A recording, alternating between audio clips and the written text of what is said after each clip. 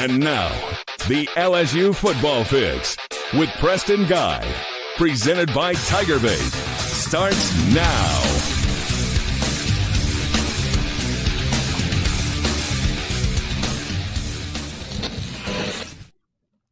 Woo! And welcome in to your LSU Football Fix. We won't be saying that. Oh, I ripped my earbud out. We won't be saying that too much longer this year.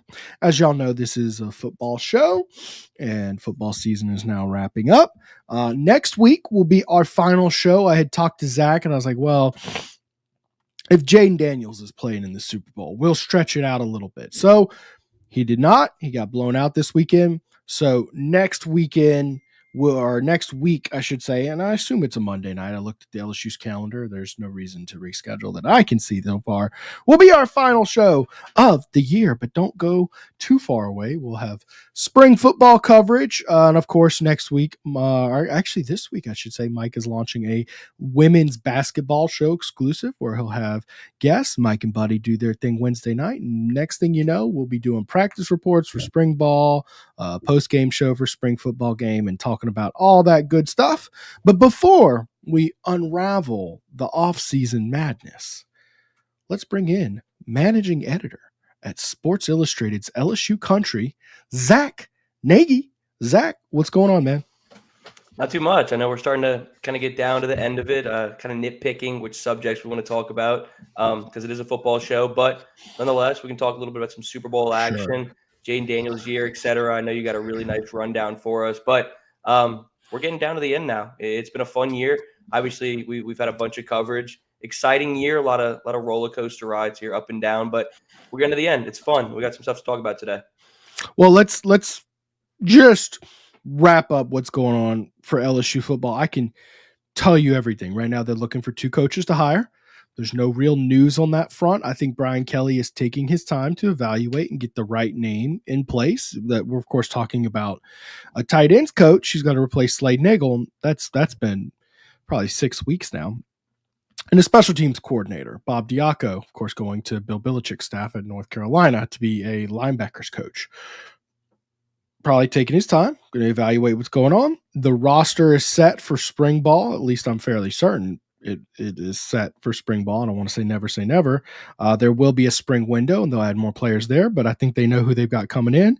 And they're doing in-house visits right now. They're going out and visiting guys. You know, it's early in the 2026 process. You're going to get just a handful of commitments anytime soon. This summer, that's when that's really going to fire up once these guys start coming to your campus. So that being said, it's fun because if you've ever wanted to just ask off the wall questions and get whatever out there, tonight is your night to shine. So I see we have a couple comments already. We are going to kind of go through possible spring breakout stars. You know how they do like way too early top 25s?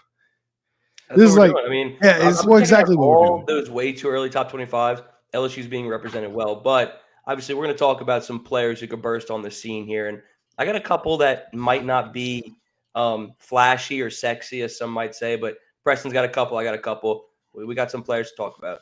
I'll be blatantly honest. I went flashy and sexy. I got one that's not, just one. Yeah. Yeah, I mean, I could probably pop out Braylon Moore and that's going to be a huge impact player. I went a little sexier than that. I decided to chop it up and have a little bit of fun with it.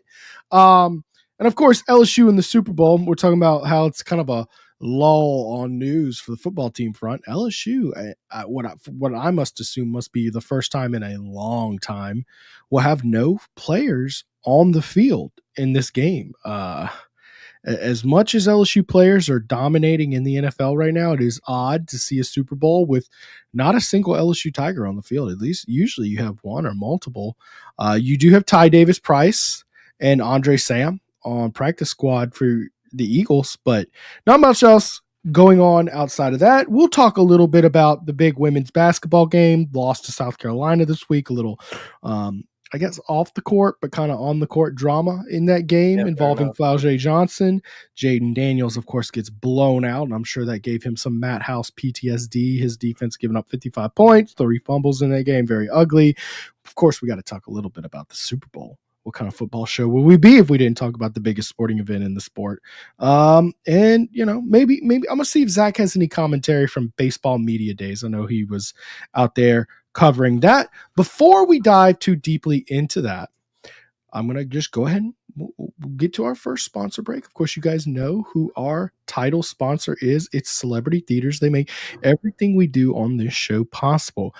They are Louisiana's only locally owned and operated theater, with locations at Baton Rouge and Ruston. Because it's locally owned and operated, you're going to be guaranteed to see a clean facility, better pricing, superior customer service, state-of-the-art technology, the largest arcade in Baton Rouge with over 50 games, a bar featuring wine, beer, frozen drinks, oversized leather reclining seats, and of course the Dolby Atmos 3D sound system.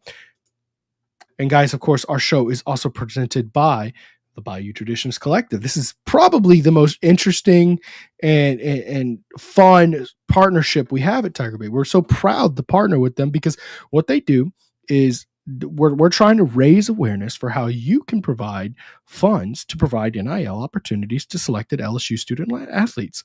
Contributors who support the Bayou Traditions now, there's a partnership with TAF where every $1,000 you contribute to the Bayou Traditions Collective gives you 4 points to TAF for your lifetime philanthropic total.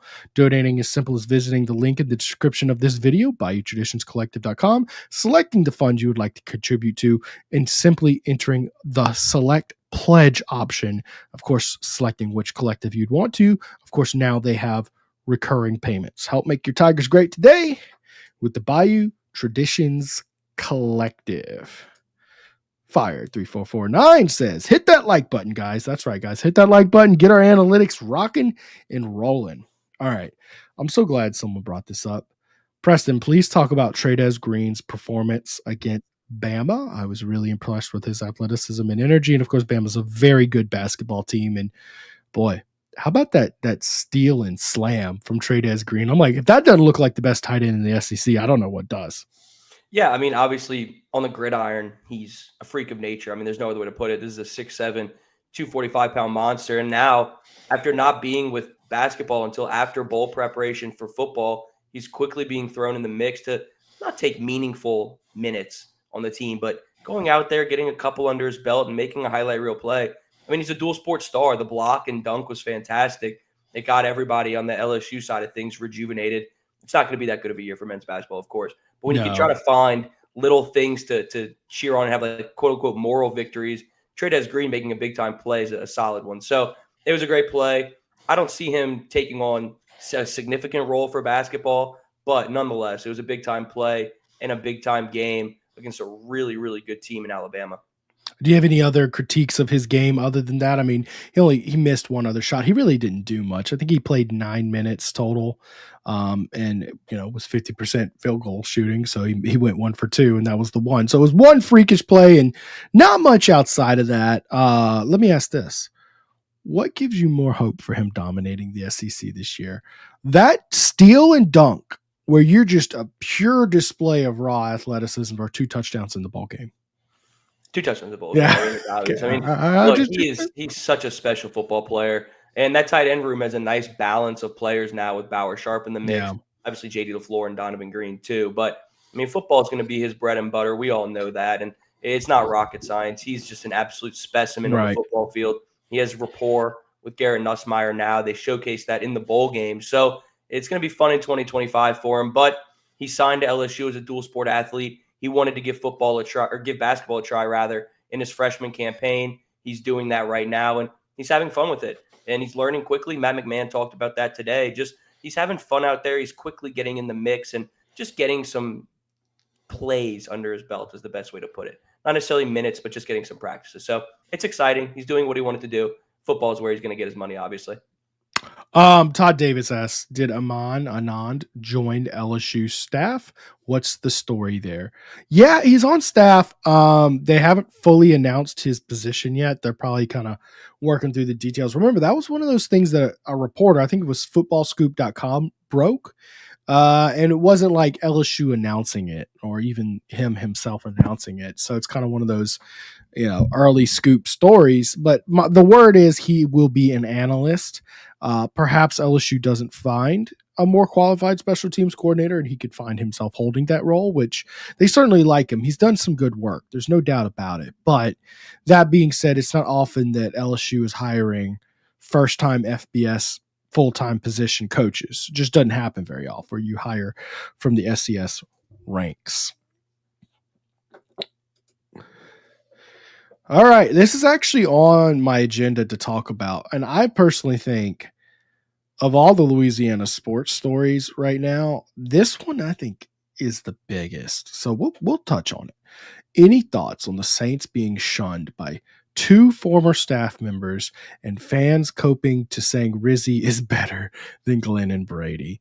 Let me go ahead, Zach. You take the lead. I have some strong thoughts on this. Yeah. Maybe we'll start with some level-headed thoughts first.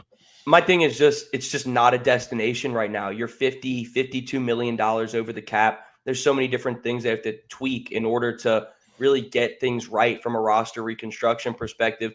And I feel like it's something we've talked about with LSU time and time again too, from a roster kind of perspective. So LSU's done their fun part. But when it comes to the Saints, man, they just got to get younger. There's a lot of pieces that need to be dished out. And the roster just isn't where it's at. The salary cap's not where it's at either. People are kind of dogging on Mickey Loomis from his decision-making as well. There was that rumor about how, Aaron Glenn wanted to come in, but he would have wanted to try to find a new GM and all those other kind of things on the rumor mill. But just not a sexy destination right now. And now you're sitting here scrambling and trying to find a piece. And I think Kellen Moore would be a decent pick now. I know now where it's kind of the scraps, quote unquote, where all the hot names and the big time kind of hires are gone now. And you try to go get a guy like Kellen Moore. I don't think that's really one of those kind of like consolation victories.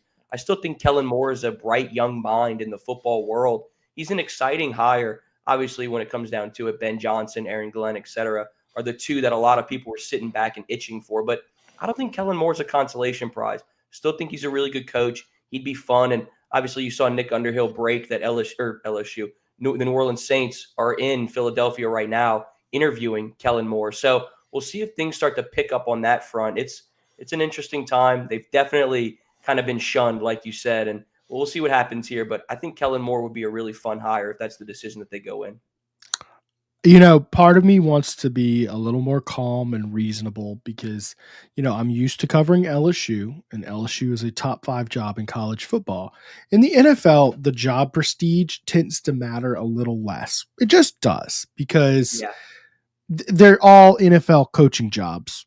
There's 32 of them on the planet. It's the best job in football. You want one? Here it is. Okay.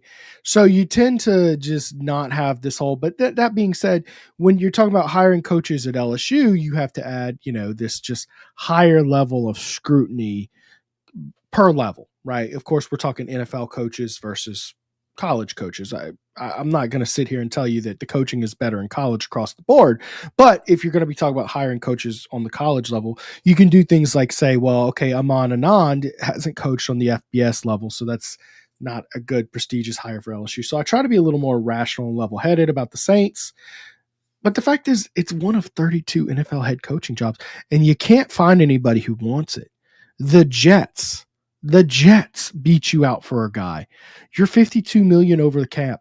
Whoever gets this job knows that you're playing for the first overall pick. By the way, it's not like you tanked successfully this season. I mean, I told people as soon as they fired, Dennis Allen, let's just lose all the games and get a good draft pick for once. You got the 9th pick. What are you going to do with the 9th pick? Exactly. That, even when it came, I would always say even the Saints couldn't lose right. Just because when you needed to lose, you somehow miraculously won games that you shouldn't have when you won a tank. Yeah. So I'm on the exact same page right there. That I'll keep it PG. That ticked me off. It's utter horse crap is what it is. That's poorly managed a program, and Gail Benson needs to be thrown under the bus for the way that they're struggling right now. You are married to a GM who is just easily one of the most disrespected GMs in the NFL. There are rumors coming out about Glenn literally saying, I need that guy gone if I'm going to take this job. He spurns you. Joe Brady, who's like 34, probably doesn't have a gray hair on his body. Okay. I think he's actually like 37, something like that, 38. You get my point. He's in his 30s. Mm-hmm. He's being offered an NFL head coaching job. in his 30s. And you know what? He said, nah, I'm good. Josh Allen is lighting it up over here. Yeah, I probably said 5 years ago that was probably my dream job when I was, out there being an analyst for Sean Payton. Yeah, 52 million over cap. Oh, by the way, I think it's either the oldest or second oldest roster in the NFL. Boom. Exactly. A middle of the road quarterback, which by the way, I am not as strong of a hater on Carr as a lot of people are, but let's be frank. Carr is a guy who needs a strong supporting cast around him. He's like a Kirk Cousins, maybe not as good as Kirk Cousins. Okay. You think Kirk Cousins is carrying a 3-win team to the playoffs? Hell no. And Derek Carr's isn't even that good. Okay. But I respect him as a quarterback, but you're on the line for what? $50 million on him next year. And it's no matter what, you're on that line. Yeah. I think heads need to roll in this organization. And I get what you're talking about, Kellen Moore or whatever. Frankly, here's my strategy if I'm the Saints. I think that you're in such a bad position. By the way, the good news is I actually saw some numbers. Scott Shanley, he's like a former linebacker who's now like in media now. It's really cool seeing that. He put out the 2026 and 2027 cap numbers. It gets really good for the Saints down the road once all these older contracts, start to expire. So, but you just need to buckle in for 1 year. I would hire the cheapest coach you can for 1 year. Get ready for the tank.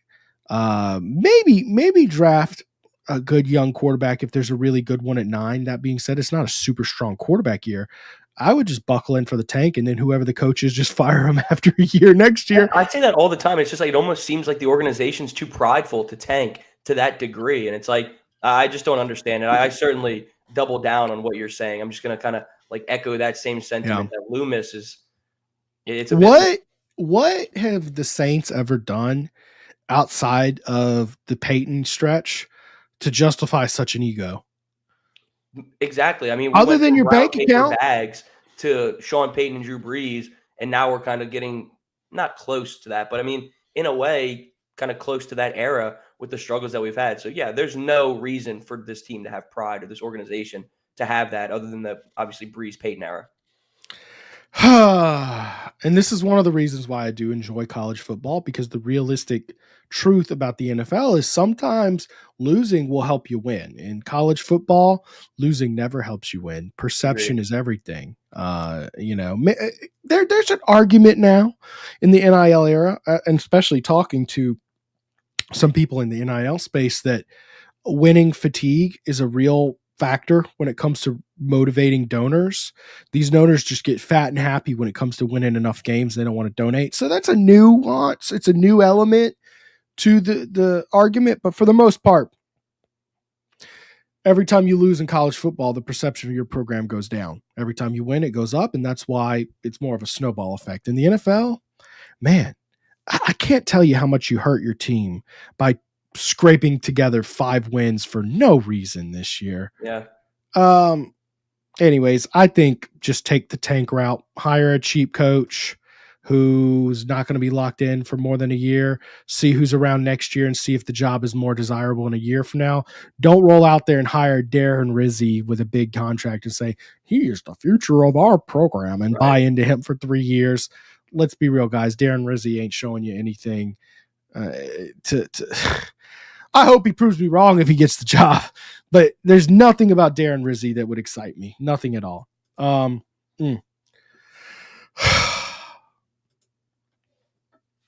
so mad now. I know.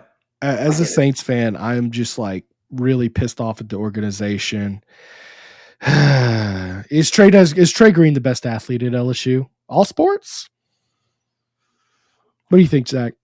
It's a tough one. I mean, my wild card would obviously be somebody like Caden Durham, just because he's a track star. Jelani Watkins is a track that's who I was going to say, Jelani Watkins, actually. Yeah, those two are the ones that stick out like a sore thumb to me. But Trey Green right now has proven that, just because we haven't seen Caden Durham on the track and field. We haven't seen Jelani Watkins on there yet. But at this point in time today, I feel like you'd have to say somebody like Trey Green is that. And then, boom, Harold Perkins right there is a fun one as well. I mean, he's a freak of an athlete. Assuming he's fully healthy. healed. Yeah, we'll have to see. I am interested to see how that goes. Me too. Let's see here. Yeah, see, people are kind of like, look, I'm fine if you sign Rizzy to like a 1 or 2 year deal, right? I'm fine with that. But if he doesn't show you some serious signs of promise after 1 year, or frankly, after 8 games, if you look up and you're 2-6, hey partner, let's go for the tank. Yep. Let's go draft. Let's go draft Garrett Nussmeier with the first overall pick, right? Or whoever it's going to be. Dare I say Arch Manning?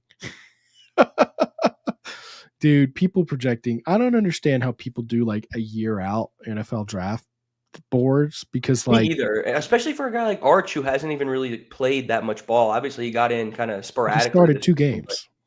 My goodness. I think he's going to be a good player, but oh my Lord, putting those expectations is crazy. Name the evidence that Loomis is aware this team needs a rebuild. The Saints aren't hiring a coach for a number 1 pick for a reason. Again, man, it stings. So Aaron Glenn turning you down and going to be the head coach of the Jets, that one doesn't sting. I get it. It's another NFL coaching job. And you look at it and you're like, well, they've got Rodgers there. Maybe if he doesn't retire, your cap situation's a lot better. The Saints are in cap hell. What really bothers me is coaches saying, nah, I'll call plays. I like Josh Allen. That's insulting. That's like, people should be rioting that Gail Benson has put the team in this position. Of course, Fire 3449. Preston for the Saints. They should hire Darren. Yeah, exactly. Yeah. A lot of people are kind of on board with me. Just hire a cheap coach. F it. Hire Ed Ogeron. Give me Ogeron next year. Give me interim Ed. Flair, some culture. Literally just say he's the interim next year. And that's that. I'm good with it. Let's roll. If anybody disagrees with that, you're wrong. That's the right answer. Chances LSU could be dual sport you? I mean, Trey Des needs to score a lot more than 2 points. I mean, who's he talking about other than Trey Des Green? I mean, the only other players that I can think of off the top of my head is obviously Caden Durham and Jelani Watkins, who are projected to run track. Yeah. But other than that, I mean, I can't. But Caden Durham's not like elite at track, if I'm not mistaken. It's like Jelani Watkins is the one who's really good at track. But Caden's solid on the. No, track he's solid. He's solid, but like, I mean, he's a. Jelani's like really fast. If I'm not Jelani's like a track guy, in my opinion, who's still learning how to play football a little bit more and building up his body. Right, he's an absolute freak on the track. Whereas Caden is an elite running back who is fast enough to run a 100-meter dash. But I don't have their times in front of me. But I mean, I know Jelani Watkins was state champion and Caden Durham was like 3rd in Texas 6A track finals. All right, Joe Brady understands the cap is way over the limit, and we need about 2 years to have contracts expire. Yeah. And like, what about this roster excites you? Are you excited about Cam Jordan in his like 14th year? Right. Demario Davis. I mean, Derek Carr. Is Alvin Kamara in his?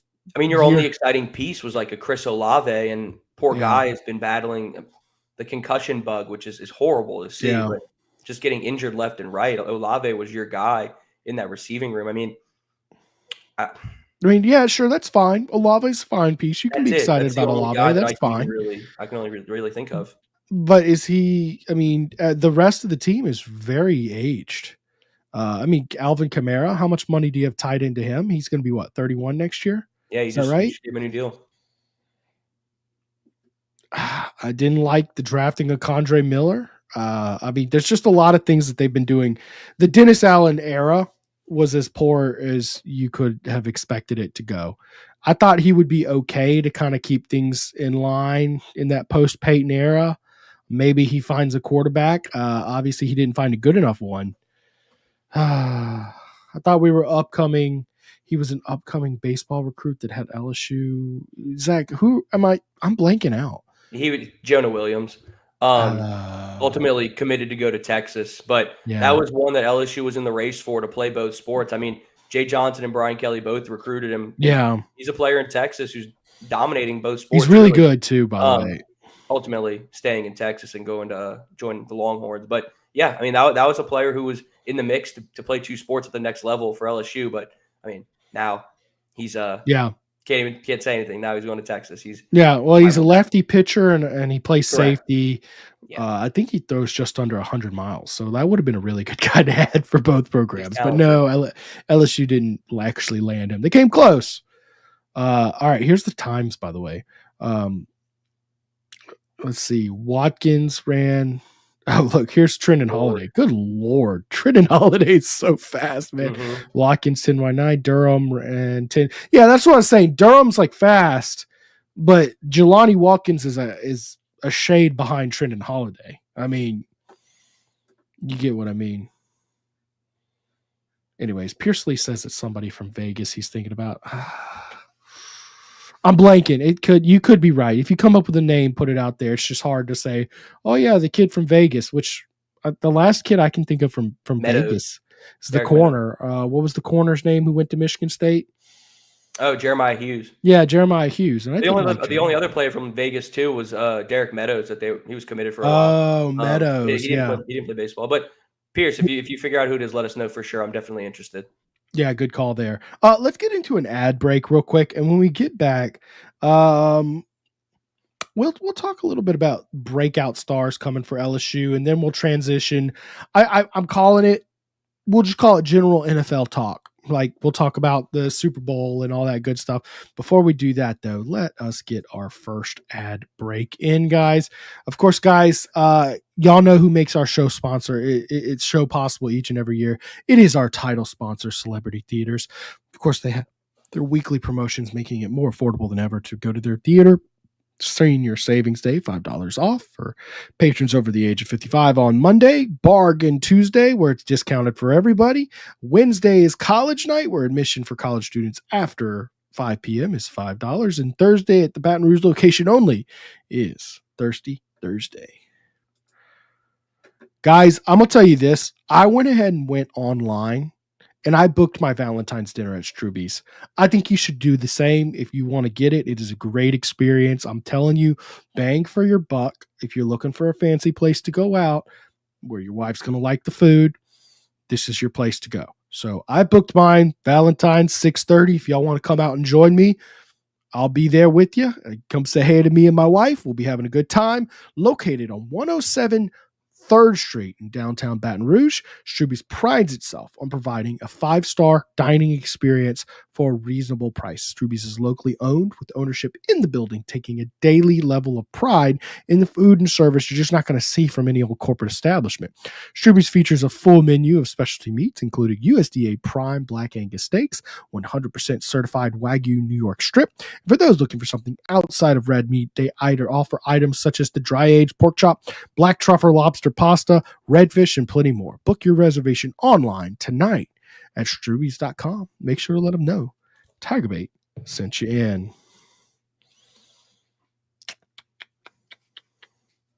At Rejuvame, we specialize in medically monitored hormone and weight loss therapy, giving you the energy you need for all life's challenges. Let us be your age-defying clinic. Restore me, refuel me, Rejuvame. RejuvameMedical.com. Struggling with weight loss? Need hormone balance? Rejuvame Medical offers a personalized treatments for your custom body solution, including semaglutide, hormone replacement therapy. You can transform your life today at Rejuvame.com. Guys, if you're looking for all the good baseball and basketball gear, look no further than Alumni Hall in Perkins Row. It is your Willy Wonka's factory for an LSU football fan. Guys, they've got all the gear you're looking for, whether it's Nike, Champion, Johnny O, Onward Reserve, Peter Millar, Southern Tide hats, Yetis, gifts, accessories, and more. They've got it all looking for you at their Perkins Row shop or online anytime at alumnihall.com. And guys, I've got the discount code to share with you. TigerBait, all one word, TigerBait, and you're going to get 10% off your purchase. That is online or in store. Make sure to go check them out. Remember, free shipping on all items, $99 and above. And remember, if you're in Louisiana, they're going to ship out way faster than Fanatics or whoever online corporate you're dealing with, because they're shipping local. So it gets there a lot faster. I use that quite often. It's actually a lot of fun. Anyways, let's talk LSU spring ball. LSU is going to have a great number of new faces out there. I believe it's over 25 people who will be on campus for spring ball. A lot of players will be recovering injury. That means a lot of things are going to open up. You're also set at quarterback, so really a lot of your attention can go look at other areas. Zach, who are your breakout stars to watch in spring football? I'd love to say your casual take, like maybe like a Trey Green or even Caden Durham.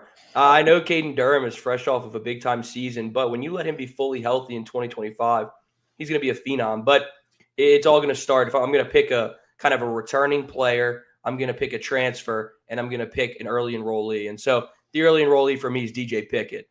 I think he's a player that can start week 1 at Clemson. I see no reason why he doesn't do that. I mean, he came in during December for bowl prep. The last cornerback to do that was none other than Derek Stingley, and we've seen the kind of history that that's had. And it's been really rave reviews from people inside the building on what DJ Pickett's doing. So I'm excited about what he can provide this team during spring ball, carry that momentum into the summer and then into the fall. So if I'm going to find a kind of a breakout early enrollee, it's going to be DJ Pickett in the next couple of months. And then the returning player that I'm really looking at taking that next step and evolving even more is going to be none other than Aaron Anderson. I know his numbers were fantastic. I know he did good things. But for me, I think he can continue to impact the game in other ways. I think if you can get him the ball in the backfield a little bit more and just have some trickery, I think Aaron Anderson can continue to do more. And maybe the numbers don't pop like they did this year because he exceeded expectations times a million. But if he can become a focal point in this receiving room with Nick Anderson, Barry and Brown, Chris Hilton, etc., I think you're going to be looking at a loaded group for Garrett Nussmeier. And then when I'm looking at transfer additions, it's Mansour Delane. I couldn't put into words how excited I am to see him play. And he's a freak. I mean, he's a Swiss Army knife in the defensive backfield. There are guys that you can talk about that are going to pop, like maybe a Jack Pyburn or a Patrick Payton, or even on the offensive side, look at a Nick Anderson, a Barry and Brown. Those are some surefire pieces. But when I'm looking at a game-ready guy who's proven himself in college already and can take his game up a notch in the SEC, I'm looking at Mansour Delane. He balled out in the ACC. He showcased what he can do on that stage. But the SEC, like Garrett Nussmeier always says, that's the NFL of college football. It is the best of the best every single night. I think Mansour Delane can level up. I'm excited to see what he can do, man. I really, really think that Mansour Delane's going to be that dude. So my 3 guys, early enrollee, DJ Pickett, returning piece is Aaron Anderson, and then my transfer player is going to be Mansour Delane. I think those 3 can pop during spring ball and really carry that momentum into the rest of the offseason as well. That was such an interesting way to divvy up your picks there. I definitely had Pickett written down. I think Pickett's just so obvious, like oozing talent, should come in. Anyways, hey guys, if you have a breakout player you're looking forward to seeing in spring ball, put their name down and we'll talk about them. Okay. Obviously my number one, like you said, the casual take, Trey Green. Yeah. Can he play the complete tight end role? And importantly, is he going to transition into spring ball from basketball? There is a concern about basketball team making a late tournament run. Probably not this one. Not this one. But if they were to make a late tournament run, that would go into April, but and March and all that good stuff. So I don't think we're really going to have to worry too much about that. But anyways, I do think Trey Green, hopefully he gets off a basketball season. He's fully healthy and is able to fully participate in spring ball. And hopefully hadn't lost too much weight because, basketball's a lot of conditioning. Hopefully he's still pumping iron and still beefing up. I think probably fall camp is going to be where we get a really better look at him because he'll have a season of conditioning to get bigger and stronger and hopefully make some blocks. I'm hoping he could be a complete tight end, not just a glorified, wide out there.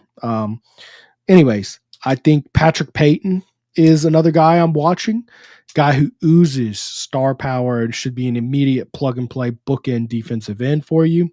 And then I've got a pair of guys who I'm kind of lumping together here because they have an opportunity to show out. As you know, Whit Weeks will not be performing in spring ball, or at least he shouldn't be. Oh, this is good. I like this direction. Yeah, Harold Perkins, we don't even know what position he's going to be playing. Mm-hmm. But he certainly won't be playing linebacker in spring because he won't be playing anything in spring. He'll be out with an injury. So now all of a sudden, this opens up for some young players to come step in. Now, I could have gone Pyburn here, but I have a feeling Pyburn's going to end up at edge. Agreed. I'm really looking forward to Davin Keys, especially after that pick 6 he got and the way he performed in fall camp a year ago. Really looking forward to see what Davin Keys does in that role. And I'm going to go, I could go a number of names, but I'm excited to see CJ Ross, which look, let me throw this comment up here.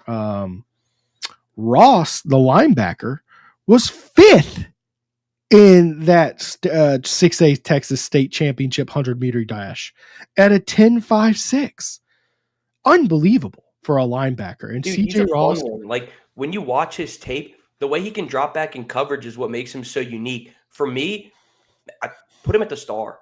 I think that this is a player that you could plug in right there and really be impactful. I think when it comes to getting closer to the line of scrimmage is where he could struggle kind of right off the bat, just because he needs to get accustomed to the physicality, get his body and his weight right to play up closer to the line of scrimmage. But dropping back in coverage could be a spot where he could be super unique. So if you put him at the star, dude, I love that take. Like I think Charles Ross could be a star figuratively and literally. So I'm excited to see what he can do there. So yeah, I like that pick. That's a fun one. That's a really fun one. And he'll be here. Well, if he plays star, that kind of ruins my whole theory of, the linebackers are hurt and all that good stuff. So it opens up an opportunity. But then, look, Wes Weeks will be your starting linebacker in fall camp and spring camp. I didn't want to say Wes Weeks because, he's been here for 3 years now. And you kind of know what you got with Wes Weeks. He's a solid player. He's great to bring back for another year. Don't get me wrong. I love the fact that family was smart enough to say, hey, you're banged up. It's your senior year. You have an awesome opportunity to take a red shirt and extend your career, get more film, get on the field more often. Let's do it. And that's just great. That's great talent and depth to provide. Go play next to your brother and have Zack on roster too. So you got 3 Weeks brothers on the roster next year. That should be enjoyable. By the way, Zack Weeks will not be on campus for spring ball. I was actually going into the bowl game, right? Because Zack Weeks committed just before the bowl game and before Whit Weeks hurt himself. I was like, it'd be really cool if in spring, if they ran like a Weeks formation, like one play where all 3 linebackers are Weeks brothers, but looks like we won't get that on 2 accounts. Only 1 Weeks brother will even be available. Let's see if anybody had any good comments to put up there on this. Carver's Durr. This shouldn't surprise me. Carvis Durr knows this roster very well. Every week he's got somebody. But this is a good name drop here. Kearns and Solomon Thomas. Carius Kearns and Solomon Thomas. We're talking about 2 top 5 interior offensive linemen. Now, you brought in 2, technically you brought in 2 interior offensive linemen with Braylon Moore and Thompson from Northwestern. And then you're going to slide the center's name? Help me out here. DJ Chester. Yeah, DJ Chester. You're going to slide him to left guard. We'll see how that works out. But I don't know that these guys, let's put it like this. These guys will 100% get an opportunity to earn looks as a starting spot. I would like to see it. That right tackle role is certainly up for grabs as well. I think Solomon Thomas in particular is a guy who's going to get some good looks. What's your thoughts on those guys? I love that. And because there's 2 of us here, one of us has to play devil's advocate. So I'm going to just go Kern solely because of the praise that Brian Kelly was showing him during the National Signing Day presser. He was just talking about the physical build that Kern has, the physicality that he plays with, and just how Carius Kern could be a guy who steps in the mix and kind of pushes for a starting role in year 1 with LSU. I'm excited to see what they can do. Obviously, at that point in time, he couldn't talk about Solomon Thomas because he hadn't kind of signed the paperwork and put it through yet. But I bet if he could talk about him, he would have praised him just because. That's a freak. You saw the videos of him at the Under Armour All-American game. That's just unbelievable. Oh, yeah. So I think those are 2 very good picks. I'm intrigued to see what they can do there. Aaron Anderson will be even better this year because he will have so many one-on-one matchups. And that's a really good point is There was a lot of times where, look, LSU's receiving corps was banged up last year, and frankly, it was average last year. Wasn't horrible, but it was average. Kyron Lacey, God bless him, he would just disappear for quarters at a time. You had CJ Daniels, who was solid, but he didn't catch a touchdown all year. Aaron Anderson had to will a lot of these plays into existence. So, yeah, I think it's a huge upgrade. Now, someone else says, let's see here, Big Stat Kelly, Nick Anderson and DJ Pickett are mine. I would like to see the safety positions pop. Yeah, I would like to see the safety positions pop. They need to improve in a big kind of way. But Nick Anderson, I thought about, Nick Anderson hadn't played football in a long time. He's been hurt. So I'm wondering how much they push him to get on the field versus let him recover and get out there. Barry and Brown was another one I was hesitant to put out there because, he's a receiver getting acclimated into a new system. I think it'll be more of a slow, get him up to speed type situation. I would expect Aaron Anderson is the guy who would dominate in spring. Bo knows. Returner. Ooh, it's a tough one. Wouldn't that bitch be Xavion Thomas and Aaron Anderson? Am I crazy? I want to see Keys takes a step. Returner. Oh, returning player. Okay, not kick returner. I'm sorry. The returning player is a tough one. Keys takes the next step. That's who I picked. Dominic McKinley. That's another good one. And Ahmad Bro, who are both. They're going to be fighting for a starting position alongside a player who got hurt this year. Tell me the name. Yeah, exactly. We'll see how well he heals. I hear he's looking good, but Dominic McKinley is a guy who had some positive momentum down the end of the season, multiple sacks. We'll see. I was going to ask you about McKinley too, just because we know that he was dealing with that turf toe injury in the beginning of the year, kind of stunted his growth. It wasn't the best situation for him, obviously, because he didn't early enroll. He came in during the summer, was working on his body for the most part. Fast forward to fall camp, kind of dealt with that turf toe injury lingering into the season. So he kind of hit his form towards the end of the year. I'm not saying where do you see his ceiling at, but I guess what kind of impact do you see him having in 2025, knowing that he now has a full offseason to get back to form? He's had the entire year to be in the system and whatnot. So I guess where do you kind of see him fitting into this defensive tackle room moving forward, and what kind of impact do you think he can make? Yeah, I remember fall camp last year. Getting to see him up close, incredibly raw. I mean, just incredibly raw. And he would go right behind Jacoby and Guillory, and Jacoby and Guillory was just levels beyond him in explosiveness, technique, all that good stuff. Defensive tackle is a position where most high school defensive tackles are just bigger and stronger than everybody they're lining up against, and they just throw guys out the way and they make plays. It's like you just don't run to him because he's just so much bigger and stronger than whoever you have blocking him, right? In college, you got to play with leverage. You have to have good technique, good balance, good core strength. You have to use your hands well. You have to good explosion, good reaction rates, and you have to read the offensive linemen, what they're doing. You have to be able to know, okay, which way they're blocking. So there's just a lot that changes in that position that goes from just an absurdly simple position at the high school level. I mean, it is like if you have a big, fat, dumb guy on your roster, that's who you're sticking at defensive tackle because you don't have to do much. Put your hand in the dirt, go forward. At the college level, fundamentally, the technique of playing it, everything, right? It's very difficult to play. So because his challenges from him are coachable things, yeah, I'm looking forward to seeing what Bo can do after a year coaching him up. Absolutely. And of course, Ahmad Bro was probably a little more polished of a player, but probably didn't have the high-end talent that Dominic McKinley did. The rise of Ahmad Bro was one that I never saw coming. Yeah. For him to put on like 40 pounds over the kind of rest of the offseason after spring ball was just absolutely nuts. I mean, that guy burst on the scene in the blink of an eye. I think you got to give him a shout out because I think he has the opportunity to continue carving out a role. I think obviously his ceiling isn't as high as somebody like Dominic McKinley. That's a casual take, but his floor is solid, and we've seen that. And he provided some big-time snaps in year one. Another big offseason for him. They've got a tandem of those two redshirt, or I guess freshmen, going to be sophomores in 2025. I'm excited to see what McKinley and Bro can provide. Carl Dunn, I'm here, so I'll get blocked on X. Sometimes with my people on Twitter, I like to issue faux threats if they don't come to the show. Like, if you don't come, I'm kicking out Nurse Court tonight. That kind of stuff. Anyways, 17 days till baseball. Zach, any takeaways from media day? The embarrassment of riches that they have on the mound is actually unreal. And Jay Johnson dove into that time and time again. I think a lot of people want to sit back and talk about the pitching kind of rotation that they can work with, because it's deep as heck. Like I said, we'll keep it PG on the show. But I think a piece that a lot of people are sleeping on is obviously what they can do at the plate. It starts with a guy like Jared Jones.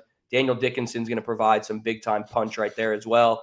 When you look at the infield, Steve Milam is going to be a piece where excited to see where he ends up on defense, kind of which side, left side, and if it is he going to be at short? Is he going to be at third? Where's he going to be at? So intrigued to see where they put Milam, but they've got an embarrassment of riches to work with. It starts with the pitching rotation, some guys that can pop at the plate as well. It's going to be a fun year. Expectations are always higher than ever for LSU baseball, especially when Jay Johnson's at the helm of the program. But it's fun, and he talked about kind of the buzz that's going to be coming into the season, and it comes with being able to recruit at an elite level. We see him do it in the portal every single year. They call him the Portal King for a reason. So excited to see what they can do leading up to opening day, because it's inching closer, like you said, 17 days away. It's coming fast. Do you have an idea of who your Friday, Saturday, Sunday guys are going to be, your starters? No, that's a great question. I think you go with so many different players. It's ridiculous. That's where I'm looking at it. I'm like, I'm trying to figure that out. I'm like, I don't even know. I just know they got a lot of good guys. Here's what I am hoping. I'm hoping that you don't have to go Johnny Holstaff on Sunday. I hope you have 3 legitimate starting guys who can give you 80 plus pitches. That's tends to be the recipe for success. And then, then you can go Johnny Holstaff on Wednesday and figure it out. All right, let's see here. Nick Anderson has to prove he's healthy. That's more or less what we were touching on. Chris Helton. Oh boy, that is the wild card. Yeah. In fact, I've gotten to the point, I don't even care what he does in spring. I don't. I need Chris Hilton to stop doing it on the practice field and start doing it in the regular season. And not for meaningless ball games either. I just don't care. But Chris Hilton, I think he's got potential to be the best receiver in the SEC, or he's got potential to have another bust season. It's just crazy. Speaking of Chris Hilton, did you see the song they played in South Carolina? Of course, he's dating Flau'jae Johnson. Did you see the song they played toward the end of that game? I think they played it 3 times in Columbia. For me, just to kind of keep it blunt, because Kim Mulkey already addressed it. She did everything she needed to do. Disrespectful, what they did, and uncalled for. And that's really that. It was interesting, and I'll leave it at that. No more. So they suspended the DJ. My thought is, okay, great that you took some action. If you're not going to fire the DJ for playing a song to mock an opposing player's dead father, what is a terminable offense as a DJ? Like, do you have to just play porn on the speaker? Like what do you have to do to get fired as a DJ in Columbia, South Carolina? There's a lot of job security going on there. I'm glad Flau'jae spoke up and said something and didn't kind of just let it fly under the radar. I think she did fantastic. I'm glad Kim Mulkey got asked about it and had the opportunity to address it. But if you have to come out and, as an athletic department, make a statement about the song that your DJ played and knowing the implications that it had, and yes, she played it multiple times and then went on social media after to confirm kind of that she did that, to suspend somebody and just give them a slap on the wrist. I mean, it's unbelievable. I think that's definitely kind of a fireable offense, like you said. Super uncalled for, disrespectful to Flau'jae, who is a player and a person who's paving the way during this NIL era where she's doing things on and off the floor that are uncanny. So ridiculous, to say the least. And it's a damn shame, because obviously Flau'jae is such a fantastic person. for them to go out and do that, fireable offense. And South Carolina did what they thought was right, and ultimately that's it. That's it. Let me tell you, I've done a couple of interviews with Flaugier. I know I'm not a women's basketball reporter, but sometimes I have to step in and do stuff. Dude, Flaugier is intense. She's an intense. It is impossible not to like this girl talking to her, because she's just like, I mean, y'all have heard this quote probably 1,000 times. She's like, yeah, people say stuff about me being a rapper and a baller, so I got to do both twice as hard. And I talked to her about, doing rap on the side. She's like, no, I need you to understand this. I don't rap on the side. I rap full time and I ball full time. I just don't sleep. And, the thing is like her play backs that talk up. So love that. I like the way she called it out. She did it with dignity. She's like, I take the loss on the chin, but this is so messed up. It's like, yeah, you're right. It's very relatable. Anyways, shame on that South Carolina DJ. And frankly, shame on South Carolina for not taking more action than a 1-game suspension of the DJ. Come on. What are we doing, man? Anyways, let's get to our last ad break, and then we're going to talk some NFL stuff. We're going to talk about the games and Super Bowl and all that jibber jabber. So, guys, our title sponsor this year is, of course, Celebrity Theaters. They make everything we do possible on this show. But did you know that they host private events? They have 8 and 10 auditoriums at their theaters, and depending on which location, they're ready to set you up for whatever event, whether you're looking for a birthday party, private movie screening, corporate meeting, arcade party. Guys, they got the perfect facility to fit your needs. Let them handle the cleanup for all your party. I did a 2-year-old's birthday party the other day. It was awful. Took me a week to clean up, took me a week to set it up, and was more expensive than just going out to a theater. Take the kids to the theater. Take my word for it. CelebrityTheaters.com/events, or email them events@celebritytheaters.com to set your private movie screening up. All right, guys. One thing we try to do with all of our sponsors is try to partner with locally owned businesses we've experienced firsthand, and we know we can provide an outstanding experience to our listeners. This football season, we're proud to add Capital City Grill to that lineup. Located at 100 Lafayette Street in downtown Baton Rouge, Capital City Grill is your ideal lunch and dinner stop for your casual dining experience. Capital City Grill features a variety of sandwiches, burgers, seafood, pasta, steaks, and more, with almost everything priced at $30 or below for an affordable experience. Don't forget to celebrate as Tigers win at their Sunday morning brunch, 11 a.m. to 2 p.m. Book your reservation online at capitalcitygrill.net. Make sure to let them know TigerBait sent you in. Guys, let's hear a little bit from Genesis of Lafayette, and I'll be right back. Drive in style and luxury with a new Genesis from Genesis of Lafayette. Buy a 2023 Genesis G70 3.3T Sport Prestige Executive Demo and pay only $39,870. Buy a new 2025 GB70 and take $2,000 off the MSRP with value owner, competitive owner incentive, plus finance for 2.99% APR for 60 months or 3.99% APR for 72 months. Don't forget to start your shopping online by visiting genesisoflafayette.com. There's a reason they sell more Genesis than any other dealer in Louisiana. For their very best buyer experience of a new or luxury SUV or sedan, call them toll-free to set up your test drive, 877-856-2961, and tell them TigerBait sent you in. And guys, one of the cooler sponsorships that we have set up here, very excited, we have Dykes Electrical. Of course, these are the guys, they handle every project. And of course, recently, last few years, they really wanted to get on the consumer end of things. They literally set up the LED lights at Tiger Stadium. So that's really cool. Whenever I talk to this guy, if you hire them, you can ask them about what it was like building the lights in Tiger Stadium. They handle all sorts of projects. Remember the Super Bowl light fiasco that Beyonce created in 2010, last time there was a Super Bowl? These guys were the ones who came in and fixed the power at the Superdome. So lots of cool stories that these guys have. Guys, I encourage you to call them out. If you have any electrical needs on your house, give them a try. I brought them out just this weekend. Last weekend, and the lighting in this studio was all weird. I had to rewire some stuff to set up this sign and the lighting. Well, it turns out every time I turned the light switch off, the power to the whole room would turn off, like everything. So that's not ideal. So I brought Chris in and previous electricity had miswired the wires or mislabeled them, I should say. So that caused me to do it wrong. They came in, they're experts, they know how to work their sensors, they got it fixed and headed out before you knew it. I got to tell you one thing about Dykes Electrical, guys.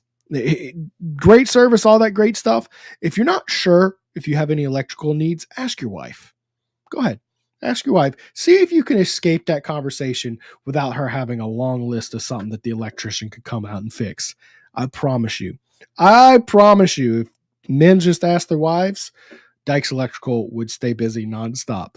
Guys, they're the official electrical company of TigerBait.com. No matter how big or how small your electrical needs may be, Dykes is wired for success. Need a brand new 10-story office building? We can wire that. 200,000 square foot warehouse you need built?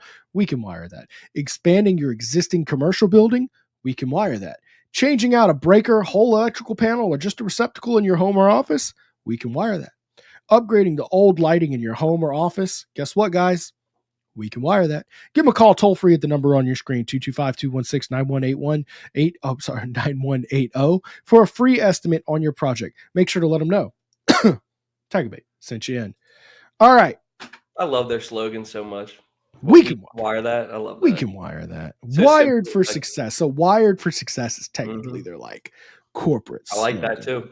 But they want you to know we can wire that, which look, their big thing is like raising awareness of what they can do and what they can't do. So, they've had to work. Like, yeah, we can handle basically anything. We're not just doing anything. We're not just doing the school. So we built the script to kind of account for that. Anyways, Jaden Daniels got his, whooped this week.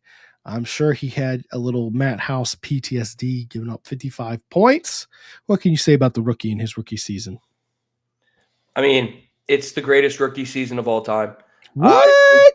I think when it comes crazy, down to it, and I'm young, so keep in mind that when on the sports like kind of beat and stuff, I'm one of the younger guys on it. But ultimately, you look at the numbers and you look at the production that he had getting to the NFC title game.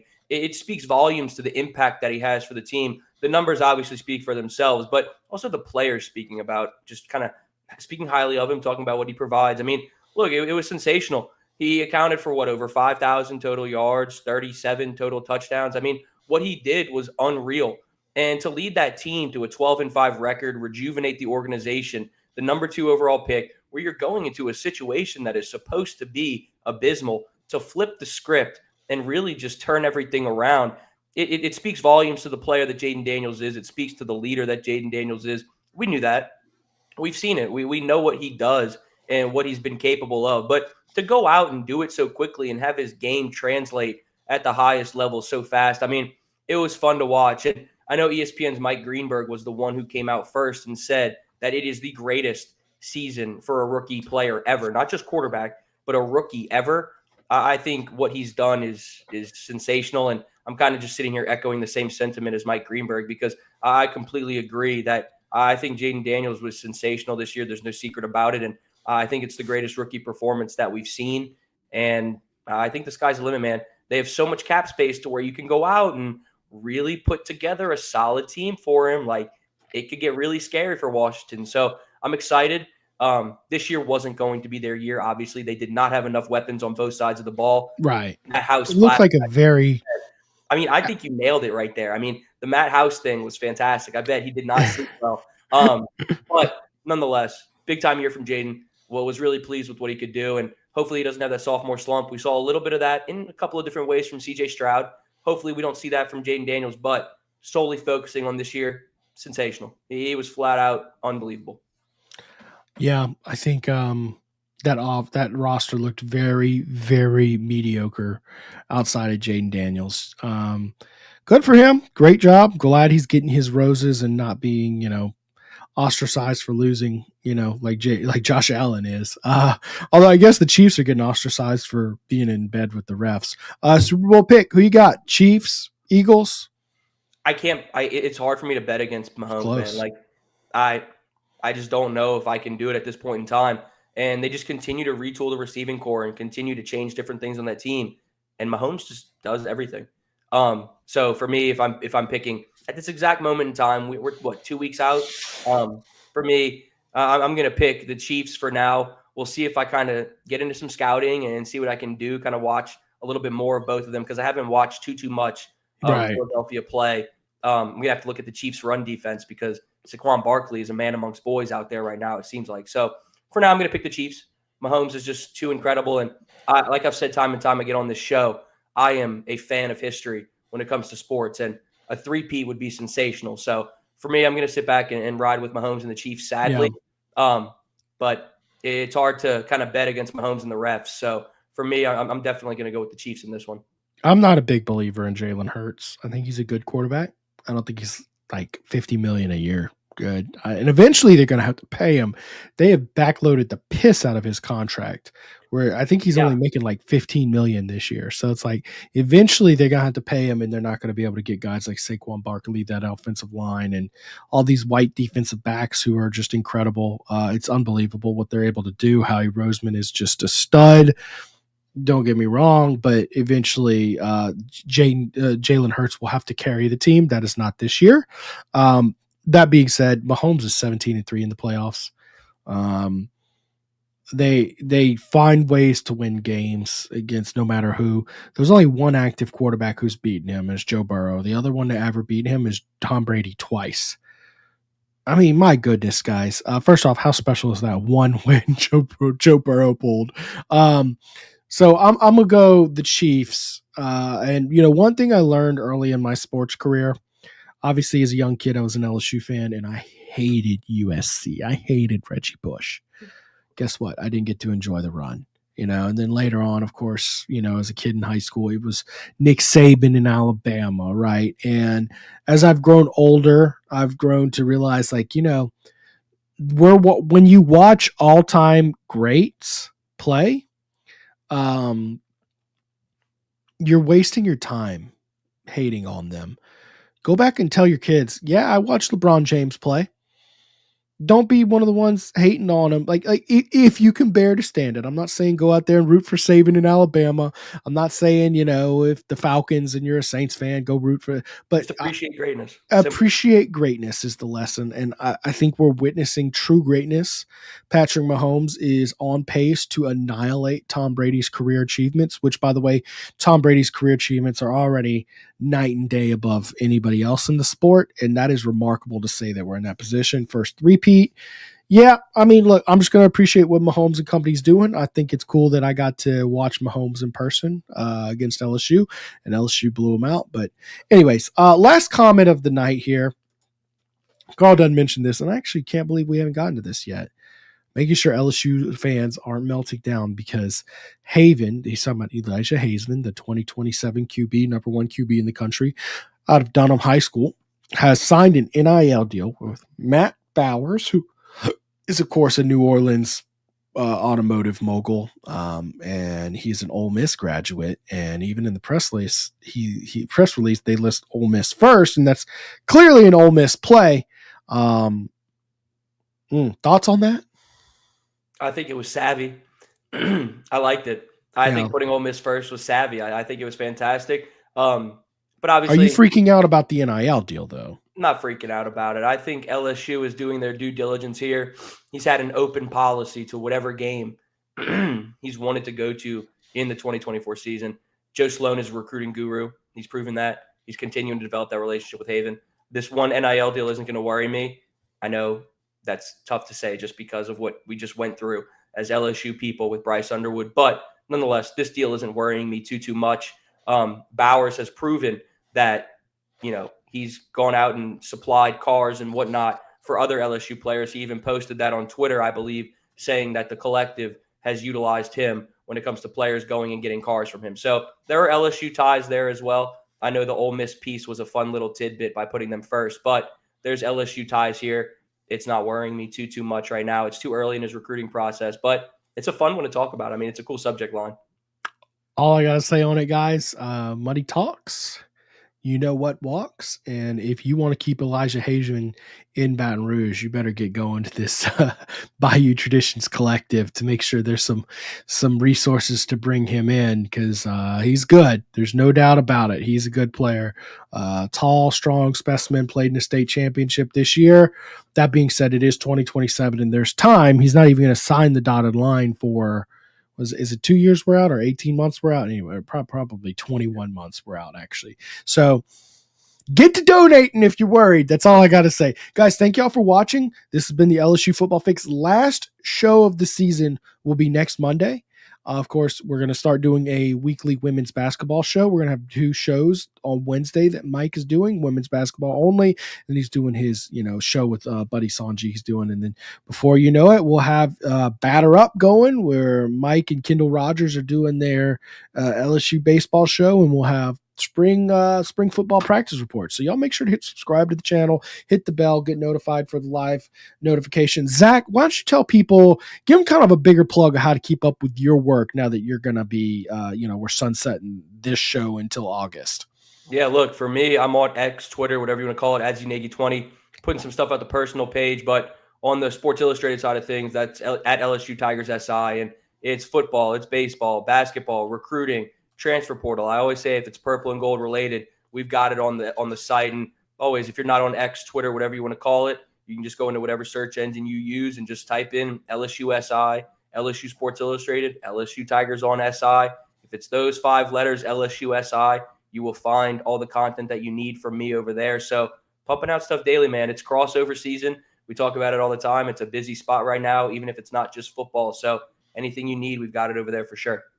Well, Zach, I certainly appreciate all the hard work and effort you put into this show. So y'all make sure to give Zach a follow. Go support his work. He works really hard in his stuff and does this show essentially just for the exposure of his own content. So I really appreciate him for that.